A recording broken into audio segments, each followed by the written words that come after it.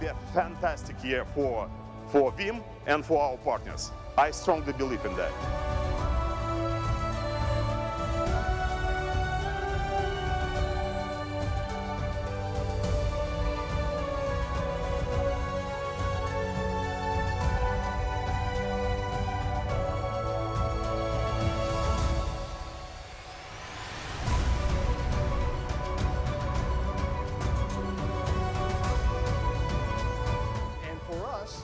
Sales are everything, so downtime, we can't tolerate it.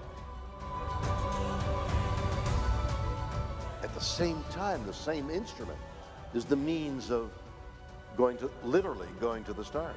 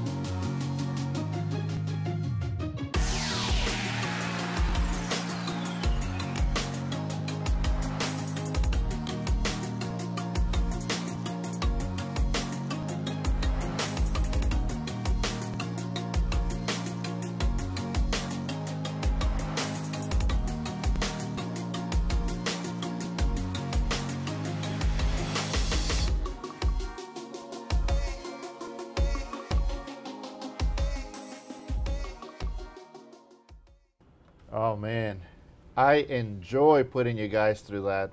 Like, what, awesome. 5 minutes of intros? Absolutely. Somewhere Get people pumped up. Sorry about that, guys. It's just fun to torture everybody.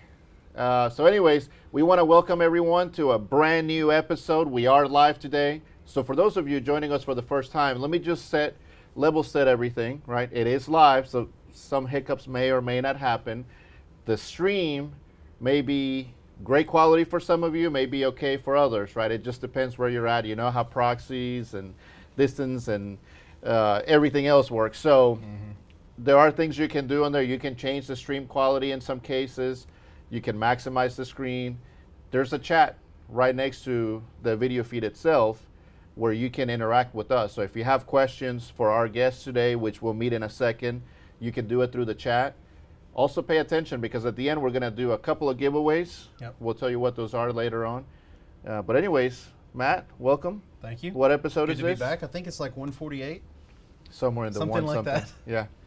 If you guys know out there, I'll give you a t-shirt if you can tell me what number this is because we can't figure it out. We've done more than 100 and less than 200. Yes. That's all I know. Anyways, so you saw the Veeam on. We're almost there. Just another, what, 2 weeks and we'll be there? Next There's Friday. still time, guys. There's still time to register. There's still time to come down and enjoy the 85 plus breakout sessions that we have. Absolutely. We've got VMCE training. We've got VMCE Advanced. That's the Veeam Certified Engineer Certification. Lab Wars. Lab Wars, what, 20,000? I think it was, yeah, I think it was that or 10 or 20. Yeah, it's a lot of money that we're giving away. A lot of cash. Speaking of giveaways, I know some of you had sent me some emails from the last show. We're waiting on finance. They've got everything approved, and I apologize about that. It does take a little, you know, when we do cash, it goes through an entire long process. So apologies for those of you that haven't received the money yet, but I promise you'll get it. So anyways, let's get this show started. Thanks again, everyone, for joining us. As far as the contest goes, we're going to post the questions this time. That is real time, so it doesn't matter where you are. Your delay on the video feed, so you may see the question before you see Shawn or our guest Robert today ask the question, but it is live, so everybody will get it at the same time. That way nobody has an advantage because their connection is better or faster than somebody else. So keep an eye on the chat. We'll post the question in the live blog and also in the chat box itself, so you should be able to get them all. Anyways, Matt, anything else to add? No, sounds good. Looking forward to Veeam on. It's literally starting in barely over a week. So hope you guys we are hope coming. we see you guys there. We still have some hotel rooms available. Yes. We still have plenty of space for you guys to come down there. So come on to Louisiana and have some fun with us. Absolutely. Anyways, let's go to our panel and do some introductions and go from there. So please, please ask questions. Let's make this fun and interactive. So,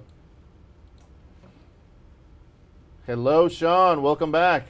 Hey, thank you, Jose and Matt. Hi, everyone. My name is Shawn Lieu. I'm a solutions architect here at Veeam, and our special guest today is actually an acquaintance of mine. Right, we've met before in San Francisco. We've had spicy food together. Right, we've hung out. So he's also, speaking of VeeamON, he also has a session at VeeamON.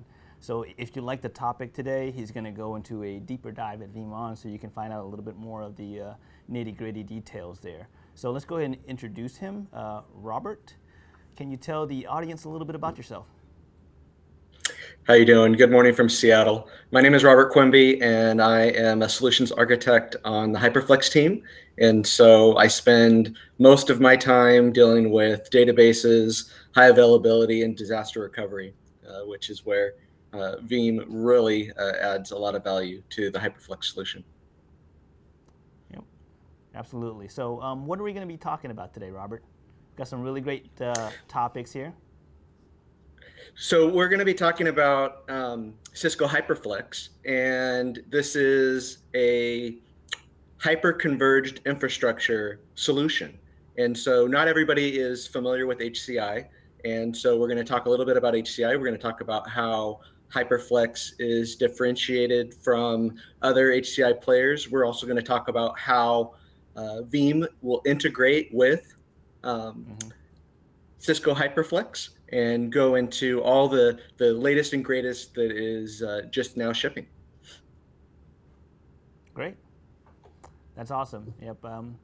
We've been working with HyperFlex for quite some time now, right? We've done some really great development work on our integration, so excited to hear all about it. But before we begin with the integration topic, for those that may not be that familiar with HyperFlex, can you kind of go through how the HyperFlex architecture looks, how things work, what are some of the great benefits to leveraging something like HyperFlex? Definitely. So in the hyper-converged world, what hyperconvergence means is it's just shorthand for taking different stacks of compute and networking and storage and taking two of those and putting them together in one model where you have multiple server nodes that participate in a cluster, and all the devices are used by the hyperconverged infrastructure so that it's just one object to manage, so simplicity. And where Cisco really has changed the game is that they have taken that HCI of the compute and the storage and added the networking layer as well. And so Cisco is a real expert at networking, and we were able to combine all three into the same stack. And so it's complete, we call it complete hyperconvergence. And one of the things that we wanted is a very easy, intuitive management so that folks that are familiar with VMware and the vCenter, vSphere web client, you can manage everything from there. In the past couple of releases, we've had a lot of customers that have wanted a different way to manage it. And so with our 2.0 release, we have in technical preview an HTML5 interface that's super, super fast, as well as being able to manage it in the vSphere web client. But at a high level, HyperFlex is based and built on UCS. So Cisco UCS gives you the ability to really, and I think I just got muted. Cisco UCS really perfect, gives you the ability to manage it all from the UCS manager. When you have a server that is failed, you can apply a service profile to a replacement server. It's just seamless to manage everything with UCS compared to the traditional siloed of each individual server has to be managed separately. HyperFlex gives you things like always-on data optimizations, and so a lot of the competition have some of these optimizations, things like thin provisioning and nearly instantaneous snapshots and clones, inline deduplication and compression. But when you want to run certain workloads, such as databases or things that are very latency sensitive, a lot of the competition says you've got to turn all that off. And we spent many years designing a file system from scratch that was distributed, and we wanted a no compromise, no caveats. It's just always on, right? One of the other things that people are really excited about is how agile the solution is, in that this isn't the legacy world where you're going to try to predict the next 5 years of storage requirements and spend millions of dollars for a big refrigerator or data center full of hard drives in this big legacy storage area network. Now it's, give yourself a quarter of headroom, right? But buy what you need now, because as you grow, you scale. And so it kind of is giving you that cloud-like mentality of when you need to grow compute or grow capacity in IOPS, you can independently scale that, and you can add nodes on demand. Right. The other big thing is that people are starting to really put their entire business on HyperFlex. And so you're starting to see a lot of SQL and Oracle and soon Exchange and things that really traditionally require high availability. And so that was one of the founding pillars of HyperFlex, is that we wanted it to be very self-healing, and we wanted you to have really efficient monitoring. And so that's kind of at a 10,000 foot view. And then if we come down a little bit, some of the key takeaway points, besides the fact that I mentioned the independent scaling of compute and capacity, is the data is distributed on our file system dynamically across all of the devices in the cluster. And so what that gives you, and and this is a big differentiator, is that a lot of the competition really requires data locality. And the reason for that is if they have to go off the host or the ESX host that the VM resides on, the performance penalty is just too severe. And so one of the things we did is we created an IO visor that gets installed on each ESX host. That's basically, you could think of this as like a PNFS or a dynamic proxy for the NFS requests. And so what that enables us to do is we don't have hotspots. And so if you have a really hot VM, it's utilizing all the resources in the cluster. And if you start to actually fill the, you've requested so much IO that now you are starting to creep up in latency. At that point, you can add another converged node. It will dynamically distribute the data across those new devices, and the aggregate throughput of the entire cluster goes up.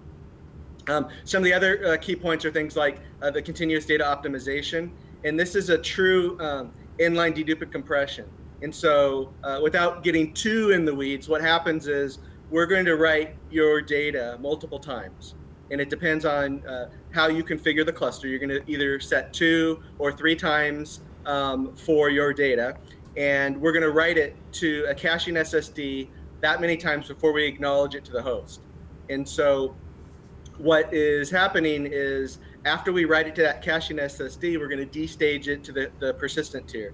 And for a hybrid, that's going to be hard drives, and then for the all flash, that's going to be SSD. And when we destage it and put it into the persistent tier, that's when we dedupe compress it. And finally, all the integrated management and data services. I mentioned things like the vSphere web client, and how we also have an HTML5 interface. Of course, we have a CLI. We have things like REST API, and so we have a lot of real ease in management. And so that is, the high level. And now we've got a slide up, and what this slide is showing is non-disruptive operations. And so it's kind of a build slide. And what it's trying to do is it's trying to show you that everything on HyperFlex is a file, and these files are VMDKs. And so if your VM is only one VMDK, this is your boot drive, your system disk, that VMDK is going to get cut up into a bunch of stripe units. And those stripe units are going to get placed on different devices. And there's going to be a primary copy of each one of those data points. And then we were going to also create a secondary or tertiary copy of that data. And the key when we go through this slide and go through a couple of clicks is, what if the fourth node went down? And you see on the fourth node that the D and the E copies of your data are on that node. And so what happens is the IO visor will redirect to another copy of the data that gets promoted to the primary seamlessly. What you don't see here is that if that entire node went down, the VMs that are on that node, of course, are going to have to fail over via VMware HA, so they're going to boot up, but the storage is fully highly available. And that's another unique thing about our subsystem, is that we are not going to require you to do, because we don't have data locality, we don't require you to do storage vMotion, right? And so if you just need to move a VM, it's just a guest migration, and all of the data stays where it is, and the IO visor will direct you to the appropriate point. And so if you were to fix this server, what if you just took it down to upgrade some firmware? When the server comes back, then things will rebalance, and you'll be up and running, and the data will repoint to where it needs to go, and everything will dynamically redistribute. But it's also a way for you to, not only add more servers, but you can take away servers in this way as well, because we're a little bit different than the legacy SAN world. Typically in the old legacy SAN world, you had some sort of RAID. And in the RAID world, if a disk died, you may or may not have a spare, and it's going to take a long time to rebuild that spare. And during that time, typically, except for certain workloads, you would have some sort of RAID that had parity. And to rebuild parity costs a tremendous amount of IO on the storage subsystem. Since we're a full-on mirror, what we're going to do is we have abstracted the data into what we call a data V node. And we will have lost particular copies of a data V node on this hard drive or on this SSD that has died, and we will immediately start rebuilding that data on available disk space. So by the time you even see the alert that the disk has failed, by the time you run into the lab and replace that drive, you're already probably healthy, and adding that disk is now not something to be rebuilt, but that disk is now giving you additional aggregate capacity in the cluster, and over time it's going to rebalance it. And so that's a real shift from the old RAID world, where one, it would take many, many days or weeks with these large disk drives, and two, the impact to the storage or the cluster while you're rebuilding is significant. With HyperFlex, the impact is almost not measurable, and the rebuild is so fast. Mm-hmm. And so that's really, really cool about the non-disruption operations. And so that gives you the ability to lose, not only disk devices, but multiple nodes as well. And so we have two layers here. We have the cluster layer, and then we have the storage layer.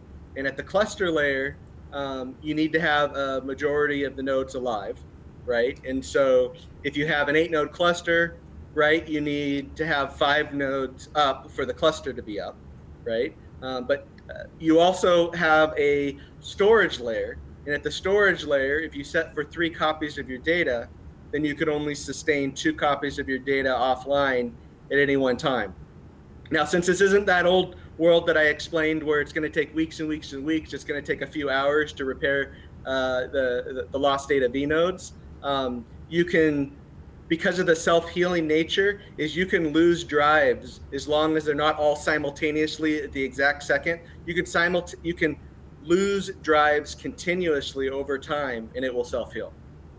So that brings me to a question, Robert. So with hyperconverged, there's usually a minimum number of nodes that are required from a base standpoint, and then you can kind of grow from there over time. What's that like with HyperFlex? Definitely. So with HyperFlex, we need 3 nodes for the cluster, and then you can scale it up. And how many nodes you can scale up depends on which version of HyperFlex. And so when we originally launched, and just as an aside, this is a little bit different than a lot of the HCI out there. Some solutions will prohibit you from scaling the cluster beyond a certain number of nodes because of performance implications. And for us, for HyperFlex, it's not performance implications, it's more of a crawl, run, walk approach, where we didn't want folks to run out there and deploy 30 to 64 node clusters. Part of the reason for that is just what I mentioned, which is if you only have 3 copies of your data, and since we're a very distributed file system, if you were to simultaneously power off 3 nodes, some or potentially all of your VMs have no access to some part of their data, right? And the VM would be down. And so today, when we launched, we went up to 8 nodes of converged. And when I say converged, I mean that is a full cluster node that has storage that's participating. And then we also have the ability for you to add compute nodes. And compute nodes are not going to use any of the storage devices, and it's going to join the cluster. It's going to get a little tiny storage controller VM, and the IO visor will be installed on that compute node so that when the VMs come in, they will talk to the local IO visor, which will then point to the proper and proxy it to the proper storage controller VM that houses the primary copy of the data. So when we launch, we could say 8 converged and up to 8 compute. So you could have a 16 node cluster.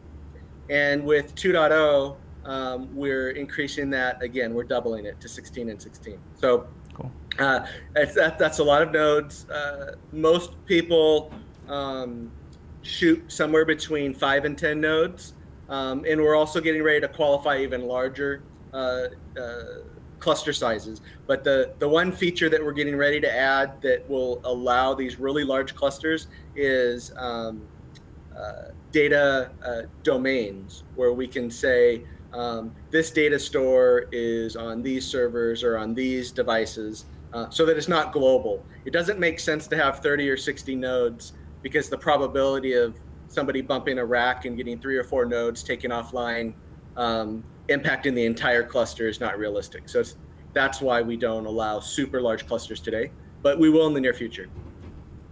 Okay, so we have a comment from Craig in the chat here. He said service profiles are underappreciated, and that's true, right? Especially if you already are running UCS in your environment today, right? You can leverage that existing UCS manager infrastructure for HyperFlex.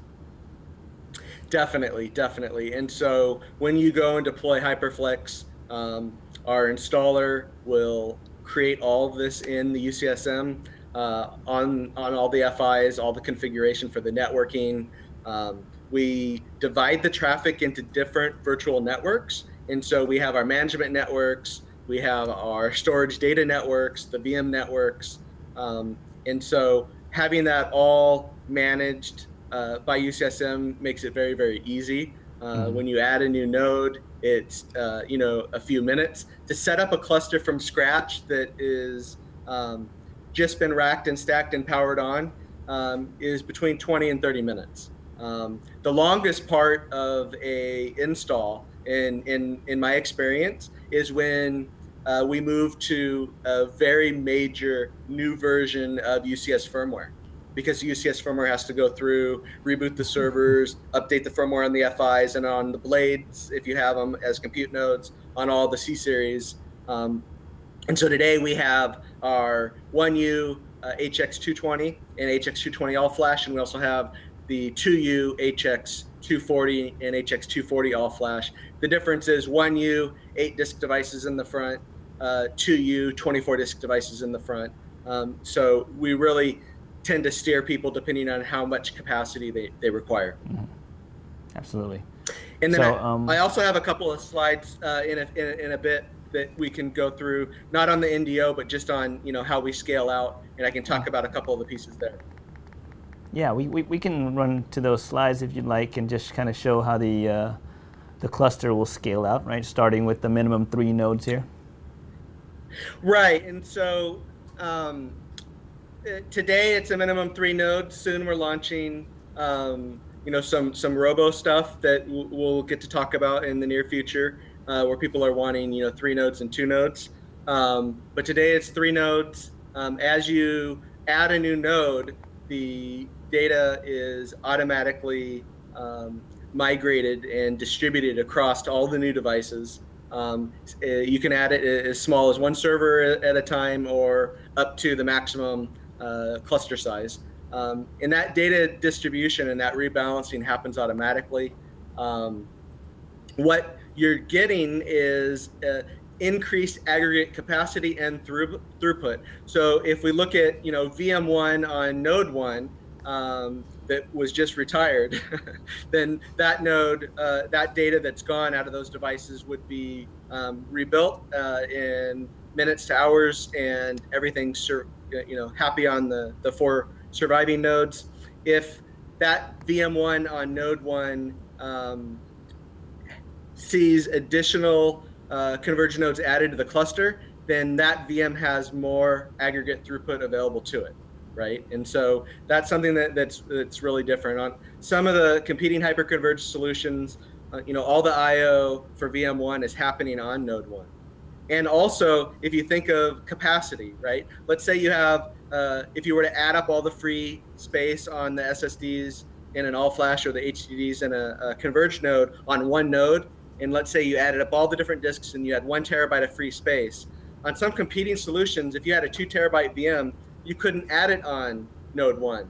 You'd have to move some stuff and make room and actually move data off of that node to make it fit. Whereas we have a single pool of space, and the file system is going to take 2 or 3 copies of your data and distribute it across all the devices automatically. And so if you had only 1 terabyte of free space on each independent node, if it was a 4-node cluster, that's 4 terabytes of space. You can put a 2 or 3 terabyte VM on node 1 and have no problems. And the next slide is just throwing one of these nodes up a little bit bigger, and just so that I can talk to a few of the points. So we install 2 VIBs on ESX. One is the IO visor. This is our NFS proxy. And the other thing that we install is our VAI VIB, which enables us to do clones and snapshots where it's offloaded to HyperFlex instead of doing it through VMware. And this is one of the things that we're going to talk about a lot in the near future, because the VAI plugin and these snapshots are a huge differentiator from the VMware redo log Delta disk that many people are familiar with. Mm-hmm. The other thing that you see is that the controller VM is shown kind of to the side of the hypervisor. Well, it is in fact a full VM. But what the controller VM does is through VM Direct Path, it owns the SCSI card in the HX server. And so all the disk devices in the front of the server are owned by the controller VM. So all that IO does not have to go through the ESX stack. It's not virtualized. And so that's the big difference. So these are just some of the points that I wanted to talk to from a slide perspective. And now we should probably jump into right. More on the snapshots and how we integrate. Okay, so this is the perfect segue slide into that. But before that, we do have a question from Brian here. He's asking if the files are indexed. So at what layer, right? So what HyperFlex sees is just VMDK files that are stored in a data store. And so a VM could have 10 hard disks, right? 10 disks, those all show up as VMDKs. There'll be 10 different VMDKs in the data store. Those at the HyperFlex file system layer are going to be distributed across different disk devices.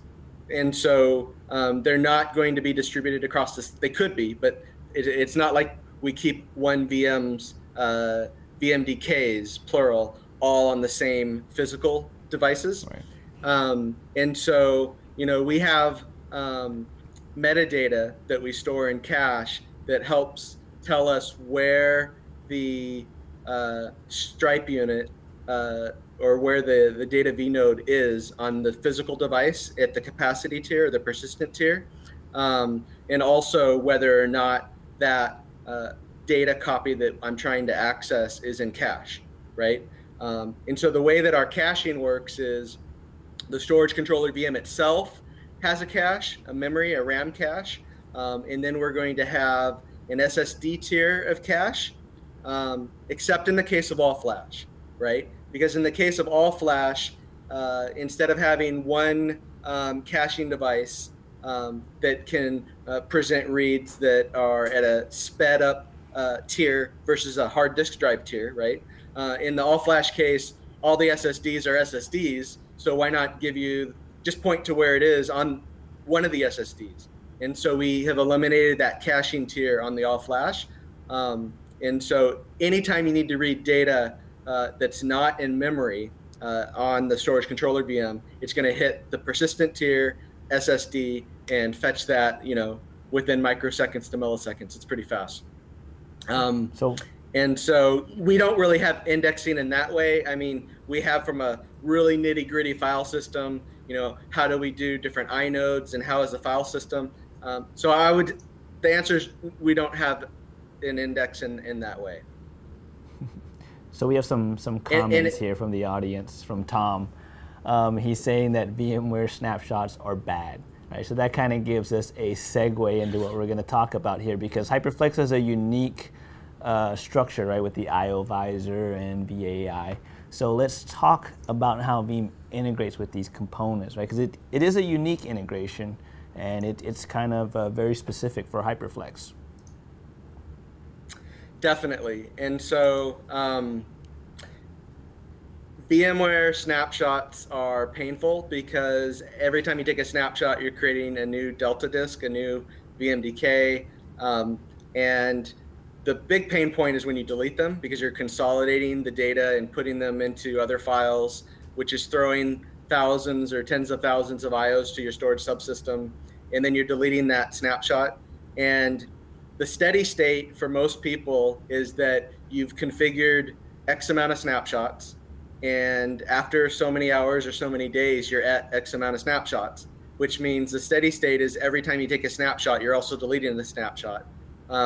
The other problem is not just the consolidation, but the more snapshots you have, the bigger the impact to your performance. And so we wanted to expose hardware snapshots that have no performance impact, are very, very fast. They take a few seconds to take, and the deletion is just a few seconds.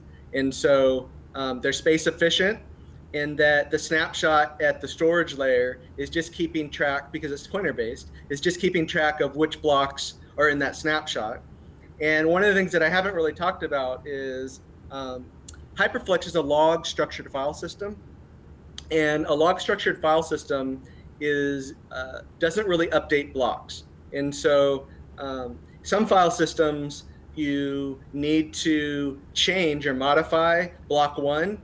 You're going to update it in place, right? Which means you have to read what's there, update it, rewrite it. If parity is involved, then you're going to have to update and fix the parity, and that causes a lot of pain. And so with a redo log, not a redo log, but a log structured file system, every time you write data, you write new data, right? And you're going to update pointers. And so as you're taking more snapshots, you're going to have multiple snapshots, increasing the ref count to that block of data. So if the live file system has been changed, you're going to write a new block and update a pointer to the live file system. The live file system will point to that new block, but the original block is going to still be there until all references to that block go away, and then we'll mark it for cleaning later. And so not only does this make it really efficient from a snapshot perspective, it also makes it very flash friendly, because there are many applications where you're going to update a block a lot, right? And we want even-ware leveling on the SSD devices, and our file system does that. And so a little bit more about the snapshots. But besides the fact that it's space efficient and very fast for both the creation and the deletion, we've exposed a few different things. Some people like to throw a bunch of VMs in a VM folder, and you could click that VM folder and snapshot the whole folder, or you could just snapshot an individual VM level. It's as simple as in the vSphere web client, you right-click a VM, you go down to Cisco HyperFlex, and you go snapshot now, or you can schedule it. And the other thing you can do, not only with the schedules, you can set the retention period. This, however, is a little bit cumbersome from the perspective of, you know, the snapshot is on your storage. And so, sure, you could revert your snapshot, and for many applications that is sufficient, but many applications reverting a snapshot from 2 hours ago means I lost all of my data for the last 2 hours. And some customers are like, well, you know, it's $1 million an hour of lost data, and I can't lose that data, right? And so what if somebody, what if the data center lost power? Or what if somebody fat-fingered something and deleted something, right? A snapshot is not a backup. And so that's one of the key holes that I really love about Veeam and the integration is that, sure, you can retain a snapshot on the primary storage, but that's not a backup. And being able to actually take it off the cluster or onto a different cluster is super important. And so at the same time that we're talking about snapshots, let's also talk about clones. And cloning is basically a read-writable snapshot. And so one of the neat things about HyperFlex and our clones is that it's not, there are no caveats. It's not like, here's the parent clone, here's the child clone, you delete the parent clone, you've lost the child clone. There's rules for how many clones you can have from a parent, how many descendants of a clone can you have. All of that goes away. We only have one limitation on the clone in HyperFlex, and that is we limit the number of clones you can kick off in one batch job, because we didn't want somebody to fat finger and say do 1 million clones. And so we have 256 clones in a parallel job. You can kick off as many jobs as you want. If you're doing VDI with, you know, Citrix or VMware View, and in the VDI client, you set up a desktop pool of, you know, 10,000 VMs, it just does it, no problem. But if you yourself in the GUI or on the CLI will limit it to 256. So the cloning is also VAAI integrated. The granularity is at the VM. We've got lots of scripts that you can use. I've got PowerShell scripts that make it really easy. And it doesn't matter if the VM is powered off or powered on. Built into the vSphere web client, you can, you know, manage the and pull on VMware spec files, so that if you have Linux specs or VMware spec files, and then you can choose to power them on after cloning or not. And so the key with the cloning is that it's space efficient, and they're taking up no additional bits on disk. When the clone powers on and you start writing to that clone, of course, those new writes are going to take up space. But then if it was like a tested and dev environment and you only needed the clones for a week and then you wanted to throw them away afterwards, it's very seamless and very efficient. And so one of the things that we want with the integration with Veeam is we wanted the ability to have Veeam call our snapshot create and snapshot delete APIs. And why this is really important is, you know, not to say that, you know, something is bad, but I would say that the VMware snapshot implementation doesn't scale and has a cost to it. I mean, there's a reason that VMware limits the number of snapshots that you can have. And currently, we're under that same limitation because we're all managed by the VMware snapshot. And so when you have Veeam take the snapshot, and then it takes a second, and then Veeam does what you architect it to do with the backup data, you know, what repository are you going to put it into? Or maybe you're not even backing up, maybe you're just replicating. The ability to have 1 or 2 second snapshot create and delete is a huge increase in the ability to take more snapshots, which will reduce your RPO. And then, you know, Shawn, you and your audience know all the RTO and time objective wins of using Veeam. Absolutely. So yeah, the integration allows us to leverage those really great things about the HyperFlex snapshot, right? So if you're familiar with backup from storage snapshots technology, that's exactly what this does, right? It allows us to do the backup from storage snapshots technology, leveraging the HyperFlex snapshots. But the nice thing is, as Robert said, the HyperFlex snapshot is not on a per volume level now. It's on a per VM or VM folder, right? So you have a little bit more flexibility there. So we talked about some of the different components there as well, right, Robert, with IO Visor and VAI. I know the integration that we have with HyperFlex actually leverages these components, right? It's unique in that fact. Definitely. Can you talk a little bit about that?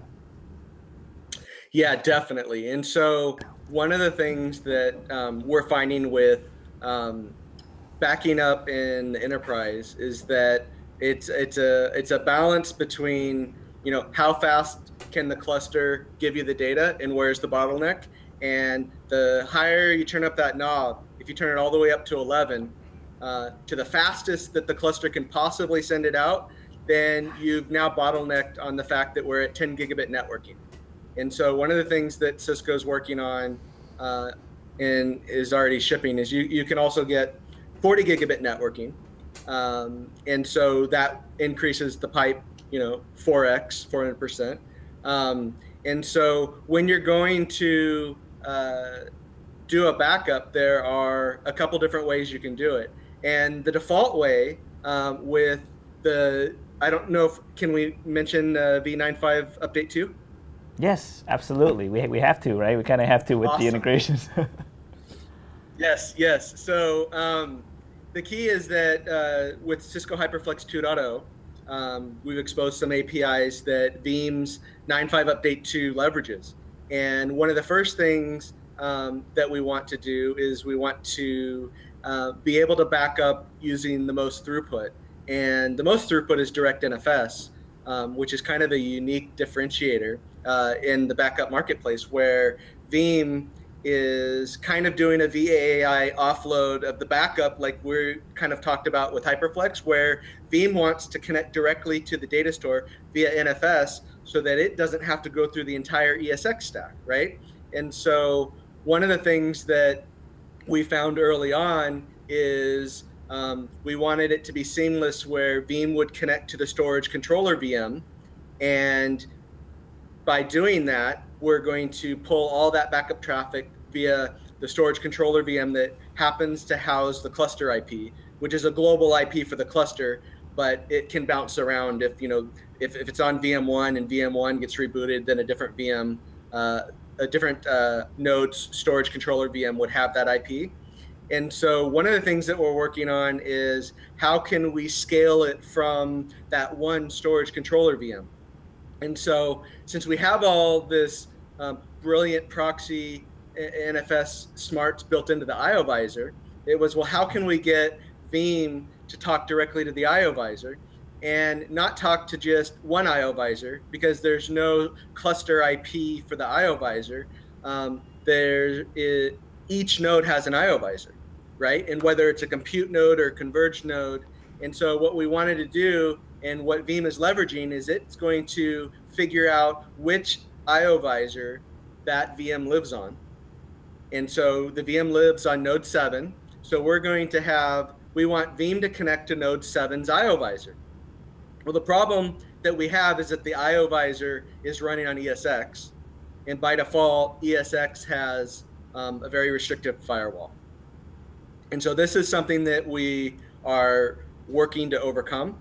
And so there's a couple scenarios that we're working on, but the key is that the firewall settings need to be set so that the proxy, Veeam proxy, can speak to the IO Visors on the storage data network. And so the first step, Shawn, is we need to be on the network. Right. And so what we can do is, you know, some people are going to have an appliance that, I mean, whether it's like a UCS C240 or those big 3260s that have 500,000 hard drives in the, I think 50 or no 60, but they're huge, right? Those are tanks of storage. And if that is your backup repository, then you need to get that physical server on the network. And so by default, in design and best practice, the storage data network is not routed and doesn't really leave the FI. So what you'd have to do is add this Veeam backup appliance, right, to the FI. And then you could, like was mentioned earlier by a customer question, is that, you know, you could apply a service profile to that server, and then you're up and running and ready to go. The other thing you could do is if you had like a Nexus 9000 hooked up to the FI and you plugged your appliance to that Nexus, is you would have to say, okay, I plugged this server into port 11 on the Nexus, and I'd have to trunk that port to the FI, and then you'd need to look up if you specified particular VLANs for the storage data network and the storage management network, and make sure that those VLANs are applied to the NICs in the appliance, and then you'd be good to go. And then if it's a VM, it's as simple as, you know, the VM lives on HyperFlex, add another NIC, add that NIC to the storage data network and give it an IP. Since it's not routed and it's for storage traffic, this is typically all static and all an unrouted network, so you just need to give it a unused IP. And then now we can talk to the IO visor. The next step is, how do you give it permission, right? And so one of the things that we can do is, and I know you guys are working on some great KB articles and blog posts to talk about it, but it's, you know, do we have a script that runs? Do we set up a VIB that will set up a firewall rule? Because you guys have already done all the work. If the firewall rule's there, we're golden, right? The problem is just by default ESX. If you go in and, you know, you're hurriedly typing ESX CLI commands, you reboot the node, that firewall rule's gone. So persistence is what we need. Yeah, the IO visor definitely brings a lot of goodness, especially from a distribution of the load standpoint. But just keep in mind that opening that firewall and leveraging IO visor is not required. Right? We can still leverage direct NFS, like Robert mentioned earlier, along with our other transport modes as well, with hot add and network mode. So all of those still work. We just have deeper integration with HX to where we can leverage the IO visor for all-out awesome performance, right, and distribution. So we actually have a question in the audience here. Asking when 9.5 update 2 is going to be released. That's a great question. The only thing I can say is soon.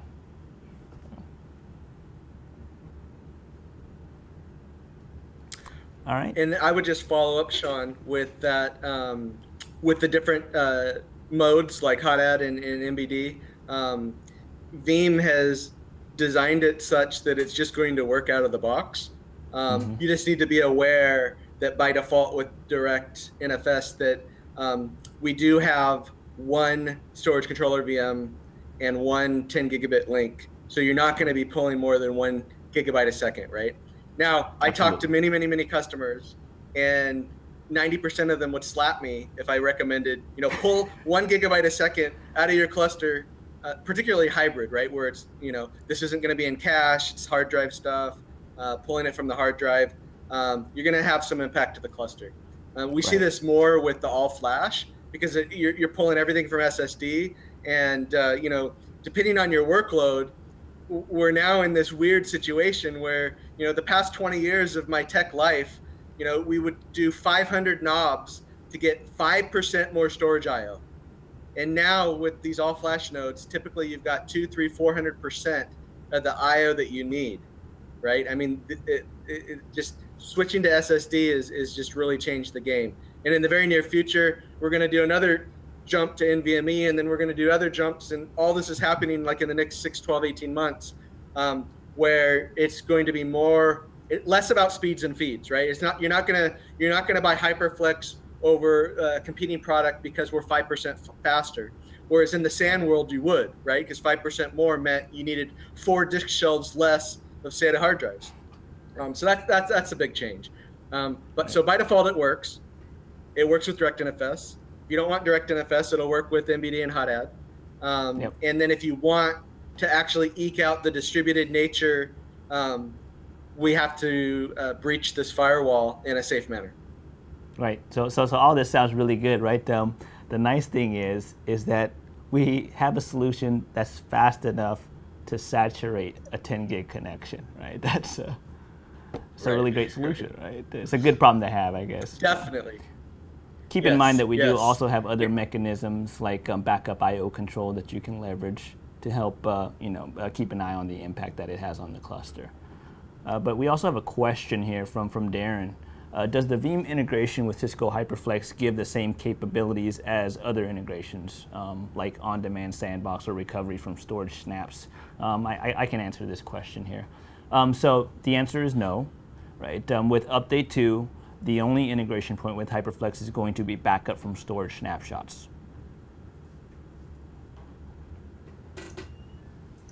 Okay. Any other topics you wanted to talk about, Robert? Probably the thing that is real close to top of mind for me is databases. I'm doing a lot of work with databases today. HyperFlex 2.0 was our first release with all flash, and we really went out swinging hard with databases. And so we have many customers that have Oracle and SQL, and whether they're OLTP, whether it's just SQL as the backend for SharePoint, or even your vCenter, right? And customers are really happy with the performance that they're seeing in all flash. I'm doing a lot of work right now with Exchange, and Exchange is near and dear to my heart. I spent almost 9 years in the product group at Microsoft on Exchange, and let me tell you, it's pretty phenomenal, right? I mean, I wasn't kidding when I said there were hundreds of knobs that we would turn just to get a little bit more I/O performance. And now you're seeing 10, 20, 30x the I/O that you need in an all-flash, so that those really heavy Exchange users in particular, Exchange 2013, 2016, very compute hungry. In fact, it doesn't make a lot of sense to just add a bunch of HX240 nodes to house your whole Exchange infrastructure, because you have this 8-node cluster that can support 500,000 Exchange users. You are deploying for 4,000 Exchange users, but the 4,000 Exchange users needs 22 equal nodes of compute, right? And so, but you only needed 8 or 9 nodes of storage. And it's not an IOPS perspective, it's just the capacity to house it. So one of the things that I'm really excited about is, I'm doing a lot of work with JetStress and with LoadGen, which are used to test Exchange. And typically, whether it was actual Exchange or whether it was JetStress, we'd see 5–10% dedupe and compression rates on a lot of traditional SANs. And I'm seeing, with JetStress, 90-some% dedupe and compression rates, and with LoadGen, I'm seeing north of 60–70%, and with production databases, we see anywhere from 20 to 50%, which is pretty phenomenal. But again, just like SQL is its own world, Exchange is its own world, and a Veeam and the employees at Veeam are a heavy office user, type of customer that might be sending a lot of office documents, and those things aren't compressed in Exchange, and so they really have an opportunity to dedupe and compress it, because the single storage is not there in Exchange anymore.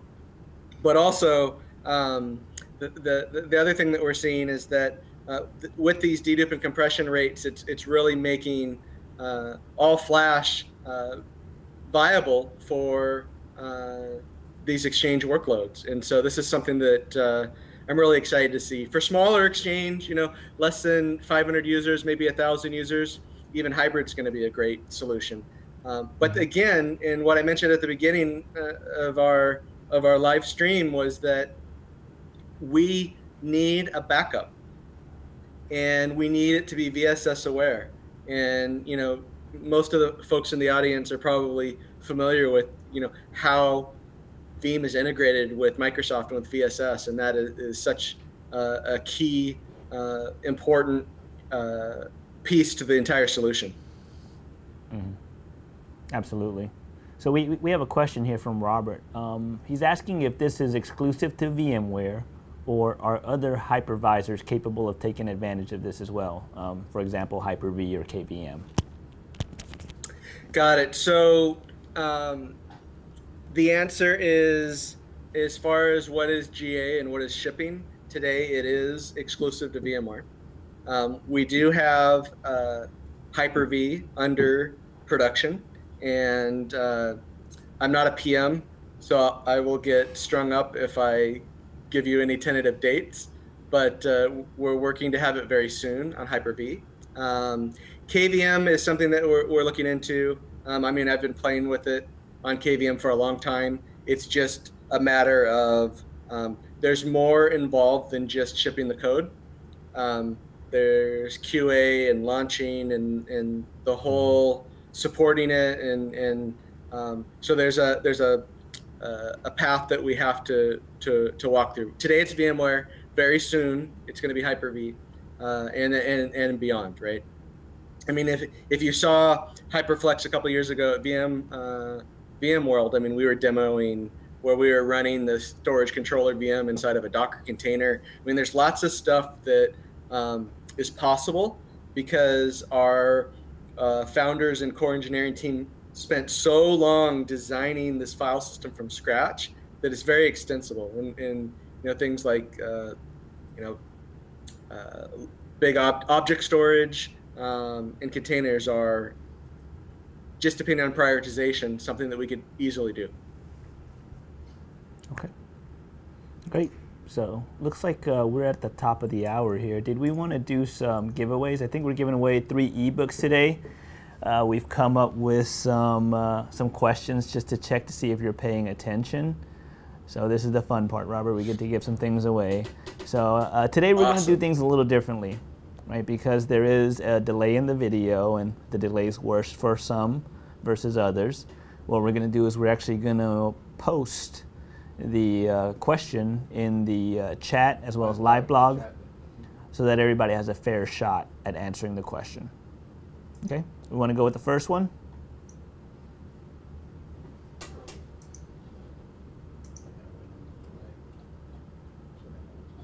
All right, the first question is, what version of HyperFlex is required for the new integration?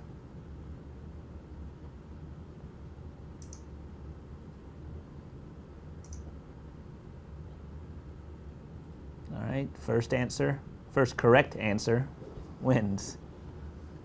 And if for some reason you can't see the questions, if you look above the chat, there are little tabs, and you're able to click on those little tabs to see what the question actually is. If you're using a portable device, it's actually kind of cool because it shows up underneath the video. If you're on a desktop, it's on the side, and there's a different tab for it. Okay.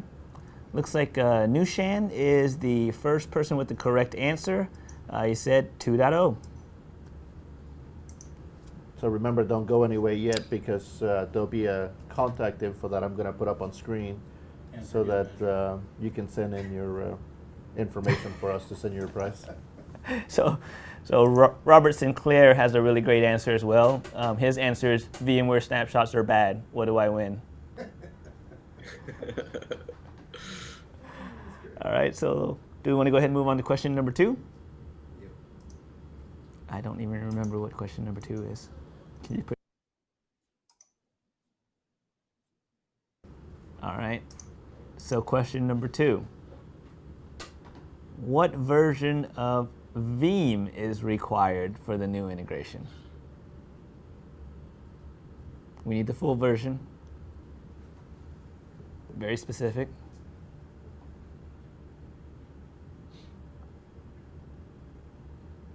I think Robert and I were a little bit out of sync on the slides there today, just a tad bit.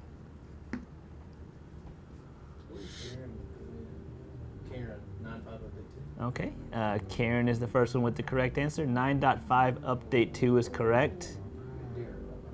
And update 2 is coming soon. All right, so third and final question. What is the minimum number of nodes required for a HyperFlex cluster? Minimum number of nodes required for a HyperFlex cluster today. Right. Come on, man, hurry up and post it. All right, Michael Carter, first one with the correct answer, 3. 3 is the correct answer. But there's an advantage to having more than 3 nodes, right, Robert? Definitely. Definitely. If you need at least 5 nodes, if you want to sustain 2 nodes down, right? Because 4 nodes or 3 nodes, if 2 nodes are down, you don't have a majority node, and the cluster would be down. Great to know. All right, is that it? So Jose is going to put his contact information up on the screen. So for those of you who won, just send him an email, and we'll get your ebook out to you. All right. Other than that, any last words, Robert? I would just say that, you know, Cisco HyperFlex is really a complete solution because we're not only the compute and storage, but the networking as well. And that independent scaling of the compute nodes is something that is kind of really unique in the industry. And the white striping of our dynamic, you know, file system where you're not, you know, at the mercy of data locality. You know, it's easy to manage it in vCenter if that's what you want. And this is purpose-built hardware and software, right? This isn't white box. And, you know, it's all about agility and scale it as you need it. And with that, you know, you're turning the storage side more into cloud economics. So HyperFlex is really exciting, and it's like every quarter, the feature set and the performance is just amazing. Right, and the adoption is really great, right? You're seeing some really great acceleration with that. Yes. Okay. Excellent. Yes, it was over 1,000 customers a couple months ago, and now it's quite a bit higher than that. That's what we like to see. Everybody, thank you once again for joining us. Remember to send me your contact info. Matt's going to put it on screen once again so that we can send the prizes to the winners. Robert, thank you so much for being with us today. Great stuff, very informative. Thank you. Shawn, thank you for getting out of bed as well. I know it's kind of rough for you. Yeah, I had to put on pants. It's hard. Now that we have this remote Thanks, Shawn. technology, he says he's never going to come in studio anymore. So we'll see how that goes. Thank you, everybody. Hope to see you all you at VeeamON, and we'll be back on air after VeeamON. Yeah. So Yeah, come see us at VeeamON. Robert's even going to be at VeeamON, so make sure Yes, to attend please. the session if you're going. Awesome. Absolutely. Go to Thanks, veeam.com/VeeamON for more information.